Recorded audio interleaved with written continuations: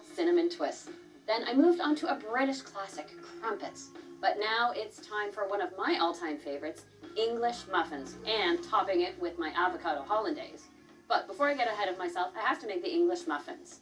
And the dough for English muffins is very much like making a traditional bread dough. First, I have to make the starter. So what I've done is measure 2 2/3 cups of bread flour into my bowl. I'll add to that 2 cups of lukewarm water. And as well, I measure in 1 1/4 teaspoons of instant yeast. And then just a little bit of honey, a teaspoon. I give this a quick stir. The starter itself is really quite soft. What you want to do is make sure your bowl is big enough because this is going to grow. You need to leave this on the kitchen counter for a minimum of 12 hours, but really I prefer up to 24 hours. After 24 hours, it really does transform, and this is what you're left with. This beautiful, sloppy mess that is going to add so much in flavor and texture to your English muffins. But before I use that, I'll start with the base of the dough itself. This time I need 4 cups of bread flour. And there's an easy but fun little technique that you do with English muffin dough. Add 2 tablespoons of unsalted butter to that 4 cups of bread flour. And then with a pastry cutter, you could even use your hands, just gently work it in. It adds a little crumbly texture, and I find it really makes the difference between an English muffin that kind of has all the nooks and crannies and one that doesn't. There we go. It's all worked in. I can't even see the butter in there. Now for more liquid, I need 1 1/4 cups of water now. I also need 1 cup plus 2 tablespoons of my starter.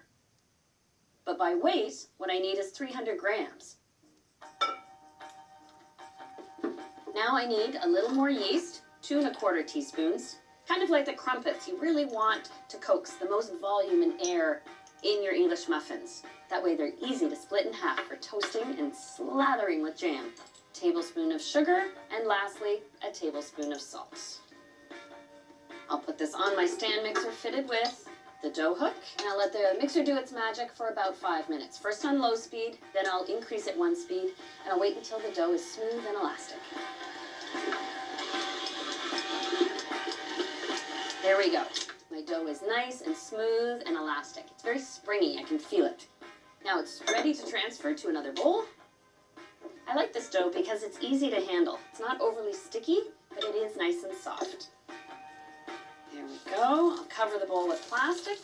And just like the starter, I set it aside on the kitchen counter, and it only takes an hour to rise up now. And look how it grows after an hour. Isn't that amazing? I love making bread dough. And there is something satisfying about making English muffins or any bread dough in the morning. It's just one of those fulfilling activities. Puts you in a good mood for the rest of the day. There, you knock it out as you tip it out onto a work surface, because now it's time to shape those English muffins. I've got 2 baking trays lined with parchment and a 3.5-inch cookie cutter. And we'll flour the dough, top and bottom. And you don't roll this out as thin as you would a pizza dough or a pie dough. So just over 1/2 inch thick. You will find, though, that you have to re-roll the dough to get your final few muffins. One of the things I love about English muffins is that little bit of cornmeal that's on the outside. So just sprinkle a bit on your baking tray before you line up those English muffins.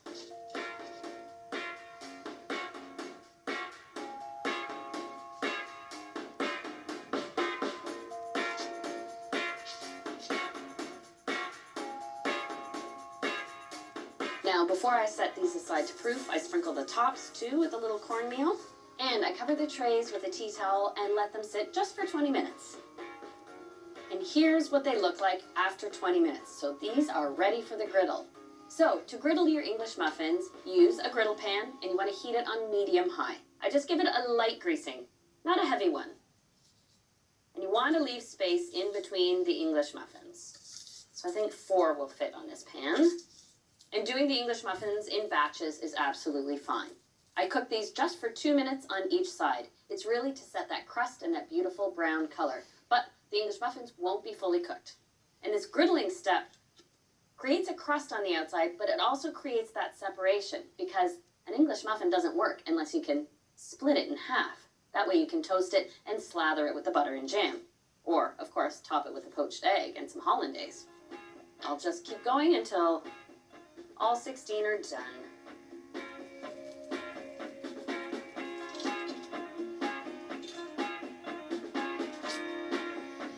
There we go. All my English muffins are griddled. Now they're ready for that 10 minutes in a 400-degree oven to fully cook them on the inside.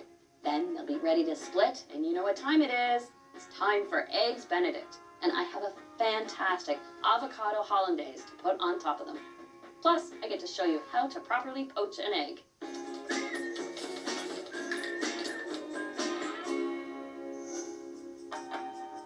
Eggs Benedict is that magic combination of English muffin, eggs, and hollandaise sauce. But really, it's all about the English muffin. And look at these. Out of the oven and cooled, they are just ready to go. Of course, I like them toasted. When you make them fresh like this, you don't have to toast them.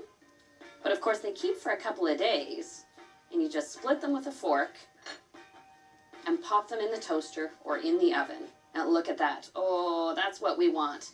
All that texture inside the English muffin. So when you toast it, it just catches all that goodness. In this case, it's an avocado hollandaise along with the poached egg. I'm going to pop this in the oven to toast while I get my other components ready. All right, while my English muffin toasts, I can make my hollandaise. Now, for my avocado hollandaise, I start with an avocado. But unlike the original hollandaise, which involves cooking egg yolk, whisking in melted butter, and holding it at a specific temperature, this is far simpler. All the ingredients go in the blender. I have a ripe avocado that I'll just spoon into a blender. I love avocado for breakfast. And it pairs so wonderfully with egg, and it's because of that natural creaminess. And to add a little acidity, I'm using lime juice. I'm also adding half a cup of Greek yogurt. It helps this sauce keep its nice rich consistency. I'm adding a quarter cup of water, but I'm holding a quarter cup in reserve. It really depends on the ripeness and consistency of your avocado if you have to add any extra. So I'm gonna add a pinch of sea salt right now and a little pepper. All right. Now I'll puree this until it's smooth, and then I'll drizzle in a quarter cup of vegetable oil.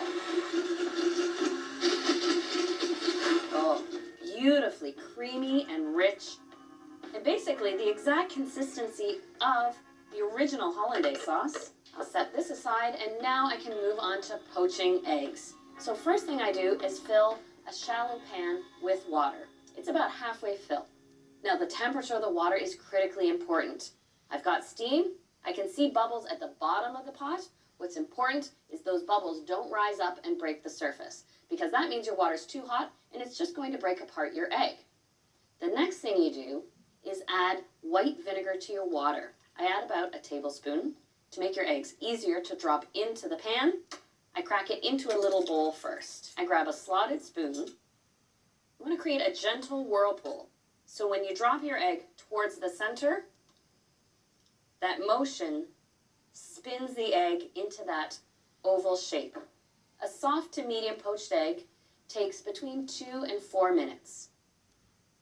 My eggs are ready, so I'll go grab my English muffin. Beautiful. You know, I love a savory breakfast as much as I do a sweet one. My warm English muffins on my plate, and I'm going to top mine with tomato. Keep things nice and light. And now I'll bring this right over to my pot. Let the excess water drain off.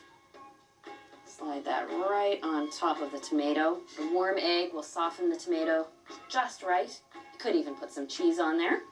And just like the traditional style of Eggs Benedict, you spoon the hollandaise on top. Gotta love that creamy avocado. A sprinkling of fresh chives. And there it is, a colorful and tasty morning treat. Oh, I love Eggs Benedict, especially this style. And really, it's all about that English muffin. Perfect doneness for me. I like my white set, but the yolk nice and soft. This is my kind of morning treat. But there are all types, whether it's a sweet and simple cinnamon twist, a classic British crumpet, or this decadent Eggs Benedict. I hope you'll take all of these ideas to your own kitchen to